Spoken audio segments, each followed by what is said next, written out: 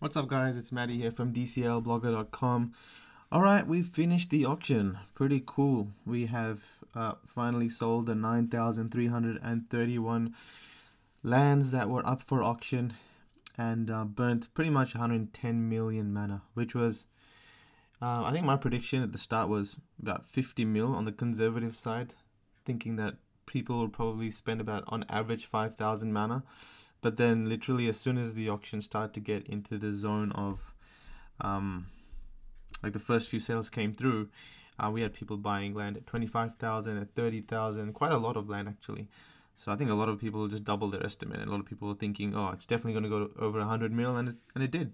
And it's pretty cool that it did, because all this mana that was accumulated, or people that have spent it on parcels, all this mana gets burnt, guys. So what that means is it gets taken out of circulation, which reduces the supply of mana. And so the price should technically go up. But of course, Bitcoin being around, it's just ruining everything, to be honest. It's just ruining all the alts. Anything got to do with any coin going up. Any usual logic you would use just doesn't work in this environment where it's just doom and gloom with BTC. And BTC has been going up over the last week or two, which is a good sign, and I think it coincided perfectly with mana. But over the last week, over the last few days, or probably mostly today actually, it's gone down a couple hundred US, and I think it might fall even lower, which brings down the price of mana. And this is the benefit, guys, of investing in land, is that as mana becomes cheaper, land becomes more affordable, right? So if mana hypothetically goes down from 6 cents to 1 cent, then 27,500 mana would be about, I think that's about 275 US dollars. It's pretty affordable in terms of fiat and virtual land. Not so much, I don't think affordable is the right word to use, but it's a lot cheaper than what people are paying at the moment. You can see people are paying 800 US, 600 US at the bottom. 10,000 mana is the cheapest land you can probably get at the moment, and they're spending about 600 US dollars. So if mana decreases to about 2 to 3 cents, then that technically, if people are still willing to spend about 600 US fiat to buy land, then land value should double in mana, hypothetically. Okay, so that's a good reason to invest in land, to hedge yourself against Bitcoin downswings. But the opposite is also true to a certain degree. Like if mana spikes really, really hard to like $1 per mana, hypothetically again, then maybe people will be happier cashing out their land for 5,000 mana, because that's 5,000 US dollars, guys. That's a lot of money. If you need a cash injection because you need to go overseas real quick and you need to sell really quickly, then you'll sell it for, pretty cheap relative to mana, because 5,000 US dollars is a lot of money. And what that does is it's just like a ripple effect where people keep undercutting each other. So someone might list it for 5,000, someone might list it for 4,000 to undercut him and get the quicker sale because they need it faster, and they might drop the prices. So the opposite is true, and how you invest depends on what you kind of think about, what your strategy is going forward with this. Personally, I like to be 50-50 in mana and land, more closely to holding mana, because at the end of the day, the team that is building Decentraland, they hold a lot of mana, right? They keep a lot with themselves, and their reward for building Decentraland and having a very fruitful economy within Decentraland that runs on mana is that the price of mana increases, and so their investment increases. So at the early stages of Decentraland development, I'd like to be on the team side, which is increasing the value of mana more than anything. So I like to diversify closer to about 70-30, maybe 70% in mana and 30% in land. But at the moment, I'm pretty much going pretty hardcore into land. In the auction, I spent a lot of money, guys. I think I spent about 2 million mana, and I've got a lot of land now. I had a lot of land before, but my idea, guys, was to get in at the latest stage of the auction, at a time where I get in, a couple of hundred mana off the bottom, maybe 500 mana off the bottom parcel. And the last parcel that sold actually sold for 6,800 mana. So I like to always buy knowing that I win as soon as I buy. Meaning that if I need to sell this land that I buy, whether it be on the marketplace, whether it be on the auction, whether it be in a private deal, if I need to sell this land that I just purchased for a 30% markup, then I know that I can still undercut the cheapest land in that category and make that sale ASAP. So I know that I can cash out ASAP if I need to, even with a markup. That's my logic whenever I buy any land possible. That's why 90% of my deals happen off the marketplace. They happen privately because that's where I get the best deals. So these lands that I purchased, I kind of went in when land was about, so this is the last one that I purchased. Where are we? Okay, so I started going in when land was around the 7,000 to 6,900 mana mark, and we know that land kind of finished up at 6,800. I think that was the cheapest, right? We just saw that. Where are we? 6,800 mana. So I kind of started going in an hour before all the land was kind of sold out, and at that time there's about 1,200 parcels left, and I started to see the volume pick up, and I was like, all right, I better jump in and quickly buy whatever I can. And you can see that I started jumping in at about 6,900. That's when I made the most purchases. That's my wallet with the 7A at the end of it. 7A there at the end of it. So 6,900 is where I got in and started purchasing as much as I could.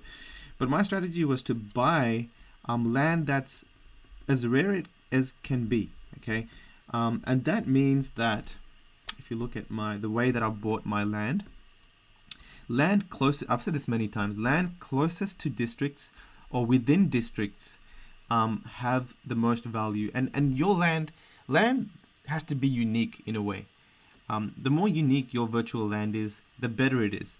So I try to avoid going out here and buying land that's in these spaces, or I try to avoid single parcel lands as much as I can. And as you can see, a lot of the land that I bought it in the shape of estates because these are going to hold value, guys. I'm going to show you how as an example, okay?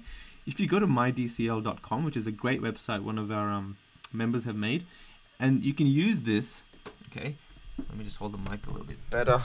You can use this map to filter out different categories of land. So what I've done here is I've gone to estate, I've filtered by the cheapest, and I've typed in the filter of showing me an estate that's 9 pieces. So an estate that's 9 pieces large, okay? And this is obviously by the cheapest. So you can see the cheapest 9 set estate is 115,000 mana. So 12,800 mana each. The next one is about 15,000 mana. And the next one after that is about 15,500 mana. So I aimed to make as many estates as I could, neat estates, so 2x2s and 3x3s, or in some cases maybe 4x4s. And I ended up getting some of them because these are more valuable than single parcels. If I just have a single parcel over here, there's nothing really unique about it, and at the end of the day, it's susceptible by the kind of the bottom parcels. Like your value of a parcel doesn't really hold any value is really just the cheapest parcel on the map. So like I do have some single parcels that aren't really that aren't really unique. Do I? Maybe some of these. So this one I could probably expect to sell that for 10,000 mana, 10,500 mana. But parcels that are part of an estate. So like these ones over here. Oh my God, go away. These ones over here, these hold more value than single parcels of land. But then again, like when I did buy single parcels of land, I tried to buy them within districts. Okay, in like as close to districts as I could. So there was some land that was for sale over here. There was some land that was for sale over here. But what I tried to do was buy them as close to road networks, as estates as I could. And that's how I accumulated my land. So these ones over here are within Etheria and DCL conference center. So these should sell for a little bit more than the bottom 10,000, maybe 12,500, maybe 15,000 at this range. My plan right now isn't really to sell all my parcels. It's just to wait till the bottom increases a bit more, and hopefully by that time we'll get some more developers and more people interested in building content, and I might partner up with some of them to give up some of my estate permissions for them to build some content, or maybe go into some kind of business deal based on what ideas they may have. So my plan this time for the auction was really to secure some land that was big enough to build, because 30 by 30 meters is much bigger than 10 by 10 meters, right? By 10 by 10 meters, maybe you can build like a couple of slot machines, I don't know, maybe like a little house or something, showing off your NFT portfolio. But a 3 by 3 is a decent size. You can build a small game platform 4 to 5 stories high, because you know, with 9 parcels, your build height increases quite a lot compared to the 20-meter build height you have with 1 parcel. So that was my strategy in the auction. And then I couldn't really make videos in the last couple of days because there was just so much going on. I was kind of making a strategy, and then it was my wife's birthday, so I took her out over the weekend. And while we were out, like, there was everyone was going crazy on the auction, right? So I didn't really FOMO in like I thought I would, until right at the end. That's where I kind of was like, all right, I better get in right now. And lucky I did, because as I was buying, like, everyone else was buying as well. And within, like I said, within like about an hour, about 1,000 lands sold. So I got about a couple of hundred of them. And yeah, I'm happy with how they have gone so far. So guys, we also know that Decentraland purchased up about 15 million mana worth of land.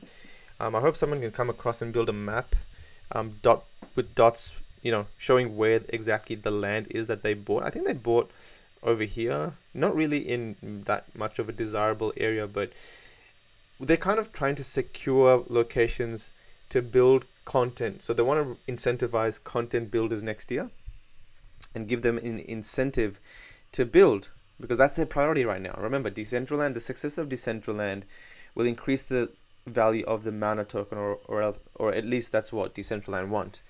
Well, just the value of Decentraland doesn't really come from us landowners at the moment. It comes from people building content. That's what's going to get them the news about Decentraland around the place. That's what's going to get people interested in visiting Decentraland. That's what's going to solidify the security of Decentraland becoming a fun virtual reality world. So right next year, now that all this auction shenanigans has finished, land ownership is now 100%. Everyone, all the land is owned by at least someone. They can focus on building content, and so their purchasing of land was to secure that. Whether it was a good idea or fair or ethical, I have mixed feelings, just like everyone else. I think, I don't know, part of me feels like it wasn't fair for them to buy all that land in the auction, because at the end of the day, like, the auction should have been for us participants who were hoping to buy cheap land. Part of me says maybe it was a good idea, because at least now they have more land to get. You know, at the end of the day, guys, like this, the land, like Decentraland need land to build, to secure the partners that they make, the partnerships that they make. They need land to give to those partners, right? Or have land, so that the more control they have over certain pieces of land, the more they can kind of guarantee that Decentraland will have content. The more land that's owned privately, they can't guarantee that will hold content. I'm sure that's like their biggest concern right now. There's a lot of private investors that hold a lot of land, and if they don't decide to do anything with it, there's nothing Decentraland can do about it, which will just have vast areas of open space. So, right, like, whether it was a good idea or not, a good decision or not, like I said, I have mixed feelings. But at the end of the day, let's just move on. Let's just keep moving forward and better strategize our investment.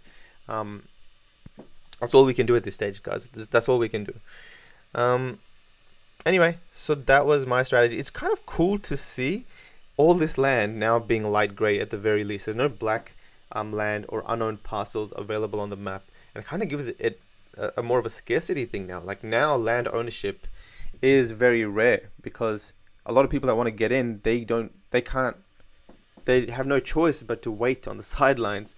To buy off the marketplace. Before, they could be like, all right, I'll just wait for the auction, and they reserve their mana or their money for that. So now what we should see is the marketplace increasing in volume drastically, which it did for like a good not the last 12 hours, but the 24 hours before that 12 hours. Land was selling quite a lot. So a lot of the parcels sold under 10,000 was being picked up, probably by the people that have missed the auction.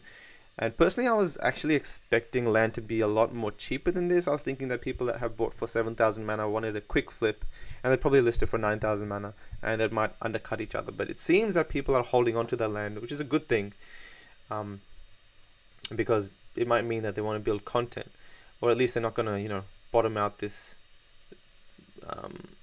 land prices. So moving forward, guys, Decentraland are going to hopefully focus on building some content. Is there going to be another auction? It's a question I've been getting quite a lot. My guess is as good as yours, but speculating right now. Remember, there's a lot of districts that were dissolved. Okay, there's a lot of districts that were dissolved, and let me try pull it up. You can see here, this is one of the maps that I made earlier where I kind of grade out some of the districts that are going to be dissolved. So Greenpoint, we all know that's probably going to discontinue. There was another one over here, I think that was CBD, I'm not sure. There's these ones. Okay, so these districts are going to go. Surreal District, I think this was Haunted District over there, or maybe not, maybe that's Haunted. Okay, I better not say the name of the district because I don't want to confuse anyone. But a lot of the districts are going to go. Now, what are they going to do with these dissolved district land? Okay, now what people did in the first auction was they contributed 1,000 mana towards any district that they wanted to. So if they wanted to contribute 5,000 mana, then they got 5 pieces of investment within this specific district. Now what that means was up to the district's discretion, whether that meant that people get land based on that 1,000 mana, or they get a percentage profit share based on that mana contribution. So a lot of people are asking, oh, what's going to happen? Do people get that land back that they contributed? Well, it's not clear whether they received land in the first place. They may have just gotten a share of percentage contribution, which the business never continued. So what might happen is they'll just get refunded their 1,000 mana contributions. Whether that's fair or not, first, I don't know, because at the end of the day, Decentraland burnt that mana as well. So district contribution mana was also burnt, which I don't know if that was a good idea or not, because maybe it was a good idea, because at the end of the day, like, the district owners never got that mana, so they couldn't just take that money and run away.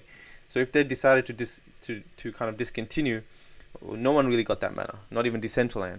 So Decentraland are kind of forking out the mana. If they do go ahead with refunds, they'll have to fork out the mana themselves to refund the people that contributed land to these districts, contributed their mana towards these districts. But the question is, what's going to happen with this land now? There's quite a lot of land within districts, and they're quite well placed. Like, there's a lot touching Genesis plazas, like this one over here.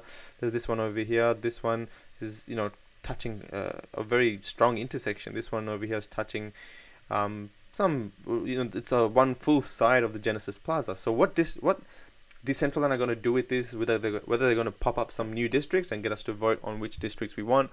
I personally, you know, I wouldn't mind if they go towards another auction, or at this stage, I wouldn't mind if they were to just give it to, and have us at least vote on some of the partners that they should give it to, some of the games that I'll be developing, where they should be located, and we can get to choose that. Or maybe we choose, you know, whether it should be an auction, whether it should go to certain partners, whether it should be community allocated, or incentivizing developers, etc., etc. I would like to have Agora voting to be able to choose that. I'm sure a lot of us would too. Yeah, it'll be interesting. There might be a third auction. You know, if they do go ahead and have another auction to auction off this land, there might be a third auction. But I don't think so at the moment, because they are focusing on getting content on the world.